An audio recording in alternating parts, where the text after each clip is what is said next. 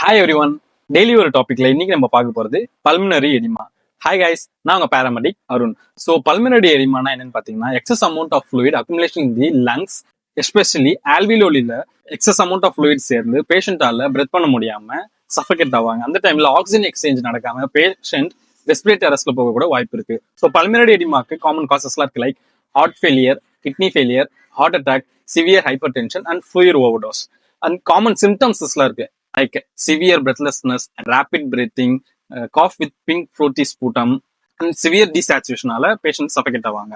So இந்த மாதிரி பேஷண்ட்ஸ்லாம் ஹாஸ்பிட்டலுக்கு வந்தது அவங்களுக்கு தேவையான CBC, ABG, ECG, echo and chest X-ray எல்லாம் எடுத்து டெஸ்ட்லாம் எடுப்பாங்க. ஸோ மேனேஜ்மெண்ட் என்னன்னு பார்த்தீங்கன்னா அவங்களுக்கு டயரியூட்டிக்ஸ் லைக் லாசிக்ஸ் கொடுத்து பேஷண்ட்டை கத்திட்டரைஸ் பண்ணி யூரின் அவுட் புட்டை மானிட்டர் பண்ணுவாங்க.